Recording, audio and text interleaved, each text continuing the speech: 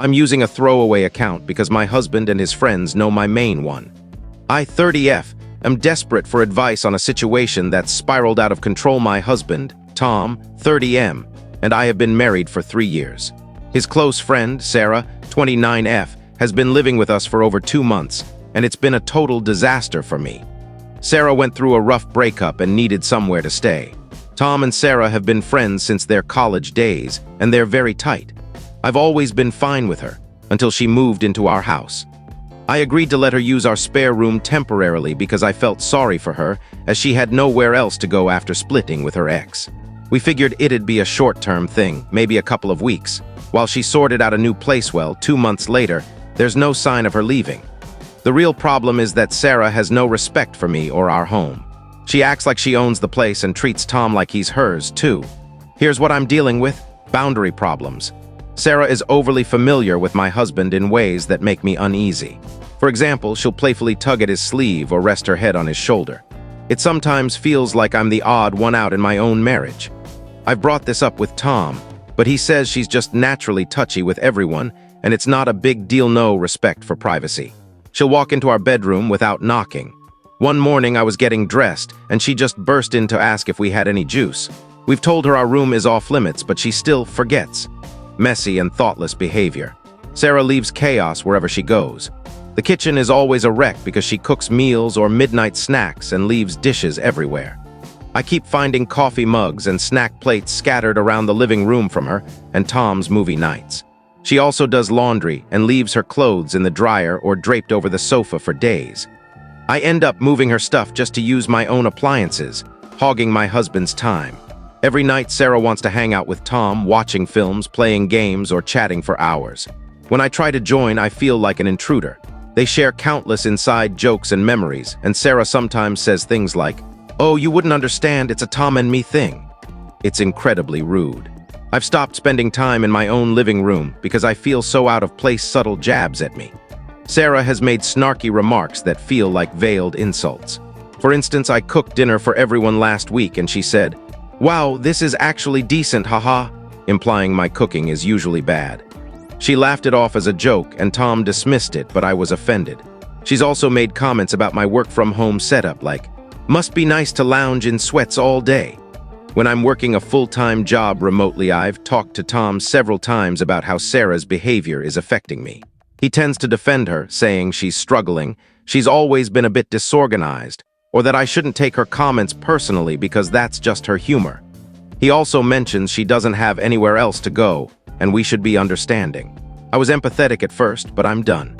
I'm exhausted from feeling like a second-class citizen in my own home, and being made to feel like I'm the unreasonable one for wanting basic respect and space. I haven't had a direct, serious conversation with Sarah about all this, mainly because I kept hoping Tom would step up and set boundaries with his friend. I've dropped hints, like asking her to clean up the kitchen or warning her to knock before entering our room, but she usually brushes me off or says, "Yeah, okay," and nothing changes. I'm worried that if I confront her too firmly, I'll be painted as the villain for kicking out someone who's like family to Tom. But I'm at my limit. Last night, I went to bed early while Tom and Sarah were joking around in the living room, and I felt like a stranger in my own home. I was so upset I couldn't sleep. This morning, I woke up to a sink full of dirty dishes again and nearly lost it. I want my home and my marriage back. I want Sarah out, or at least for her to act like a respectful guest if she stays longer. Am I being unfair? How do I handle this without sparking a huge fight? Because right now I'm ready to explode and tell her to leave, friendship be damned. Any advice would be greatly appreciated. Update 1. Thank you to everyone who responded to my original post. The consensus was clear. I needed to stop being so accommodating and take a stand. You were all right. I was letting this go on too long. So I followed your advice, and things escalated quickly. A few days after my post, I came home from errands to find an impromptu gathering in my living room. About 4 of Tom and Sarah's mutual friends were over, drinking, listening to music, and hanging out. No one had told me about it. I walked in around 9 p.m., the only sober person in a room full of Tom's friends and Sarah. Apparently, Sarah decided to invite people over to cheer herself up and told Tom it was fine. He claimed he was about to text me, but I got home first. Sure, I was furious but didn't want to cause a scene in front of everyone. I said a quick hello, retreated to our bedroom, and fumed. After the last guest left around midnight, I confronted Tom. I raised my voice, which I rarely do, and asked how he could let a party happen in our home without checking with me. I told him I was done feeling like an outsider in my own house. It turned into a heated argument. He was tipsy from the party and kept saying it was just a casual night and I was overreacting. That only made me angrier. I said, I'm pissed because this is not okay. She disrespects our home and you keep enabling her. She needs to leave now. We went back and forth. He got defensive, accusing me of hating his friends. I shut that down, saying this was about Sarah crossing every boundary, not his other friends. I went off, listing every issue I had with her. Her mess, her attitude, everything. I may have said some harsh things, like calling her a mooch and saying, "Wake up, she acts like she's your wife, not me."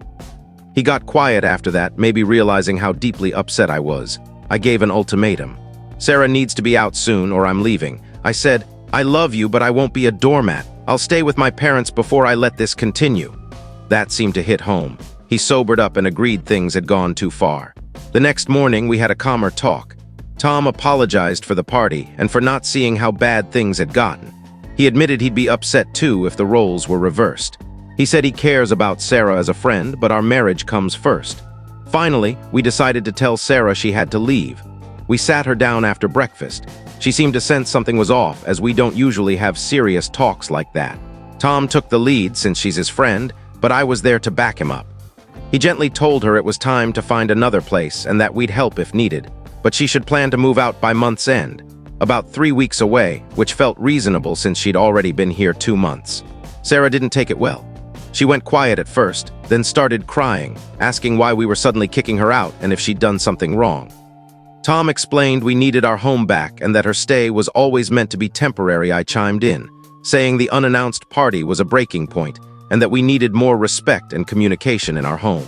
She apologized for the party, claiming she didn't think it was a big deal and assumed Tom had cleared it with me. I told her it made me very uncomfortable and that I should have been asked. She turned to Tom, saying in a hurt tone, "You seemed okay with it last night. Why are you suddenly mad at me?" He clarified that both of us should have been consulted and that it was a mistake not to include me. Sarah said, "I feel like you're both ganging up on me."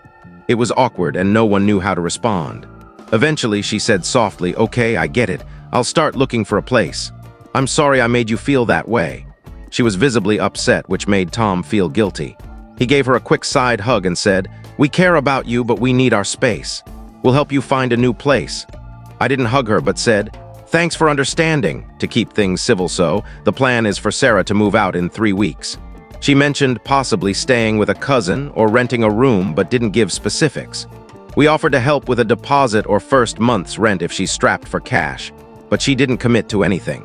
Since the talk, things have been tense but quieter.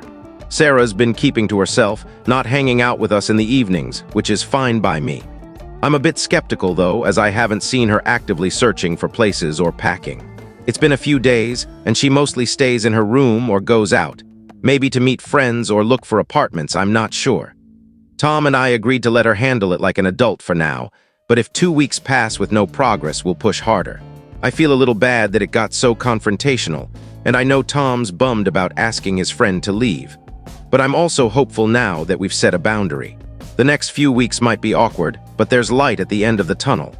I'll update if anything big happens, but I'm hoping the next post will be about Sarah leaving peacefully and us getting our home back update too. Things didn't go as smoothly as we'd hoped. It's been 3 weeks since we told Sarah to leave and the deadline passed, but she's still here. I'm beyond angry and Tom's at his breaking point too. We tried to handle this maturely, but it's turned into a complete mess.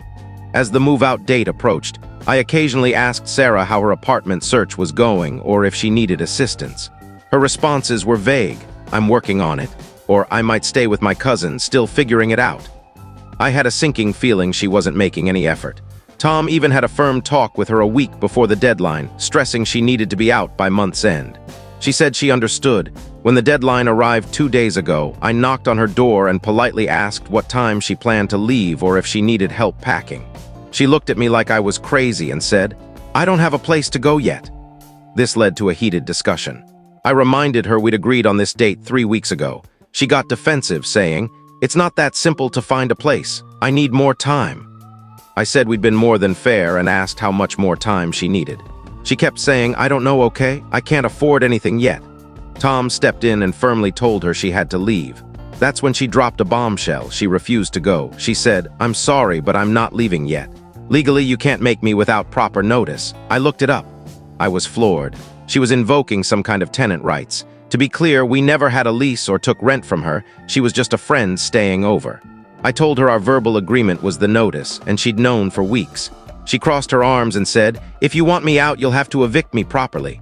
I was so shocked I muttered, "Are you serious?" and maybe called her something not so nice under my breath.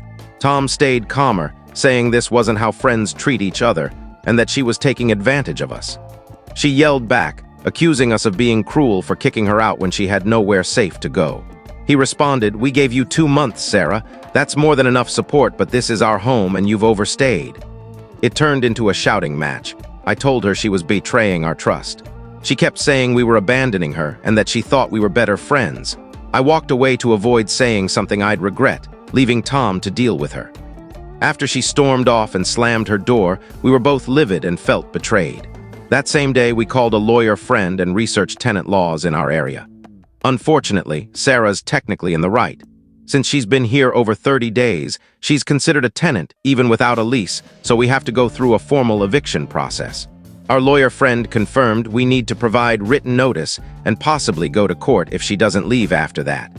We can't just change the locks or remove her stuff without risking legal trouble.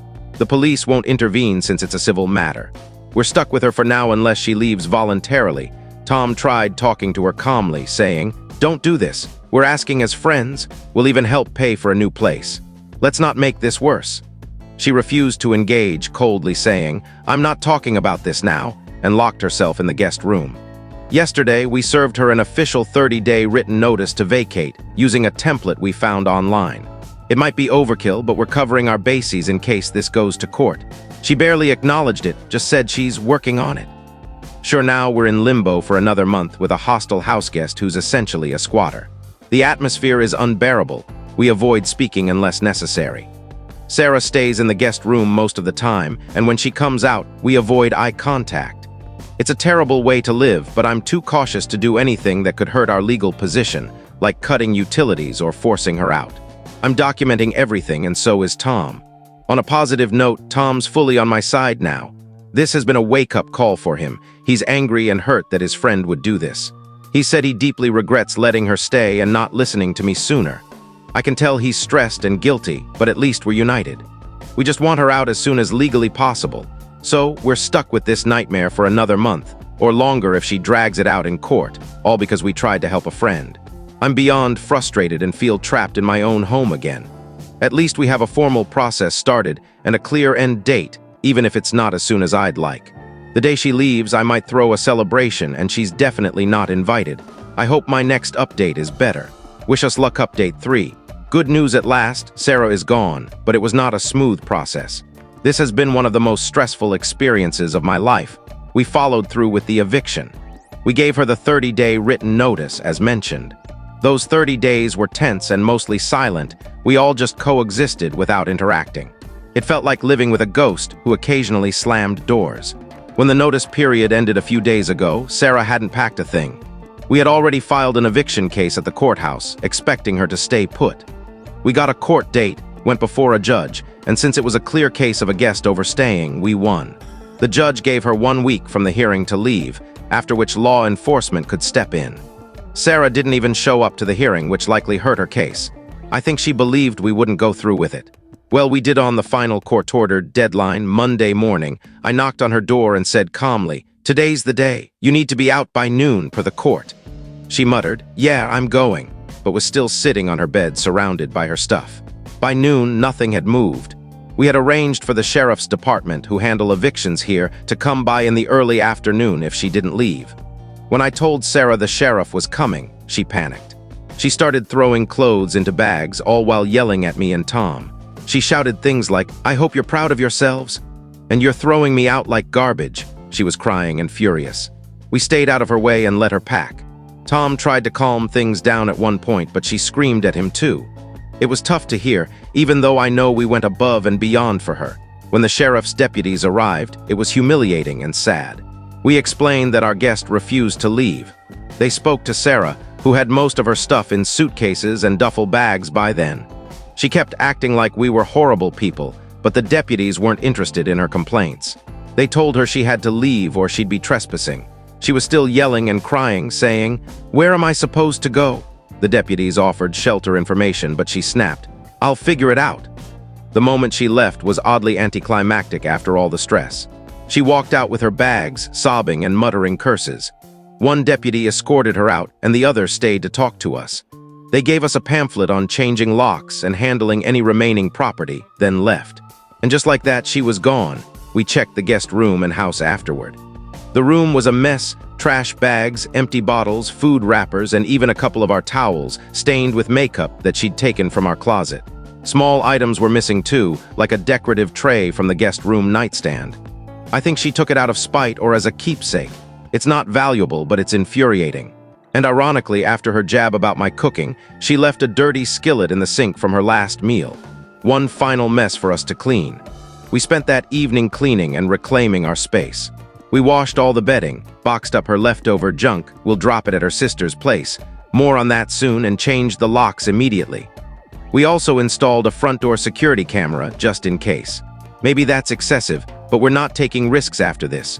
We learned Sarah contacted her older sister, who lives an hour away, and went there after leaving. Her sister called Tom's phone that night to arrange picking up Sarah's remaining items, a few boxes and an old guitar in our garage. Tom gave her a brief, polite explanation of why Sarah had to leave. Her sister didn't seem shocked, so I suspect Sarah has pulled this before. We're coordinating to drop off the boxes with her sister this week, so we never have to see Sarah again now. I'm ready to enjoy a drama-free life with my husband, and hope we never need to post in a relationship advice forum again. If we do, please knock some sense into us, haha. TLDR. My husband's friend overstayed her welcome, and we had to legally evict her after a lot of drama. She's finally gone, facing the consequences of burning bridges. Tom and I have our home and our lives back. No more freeloaders ever.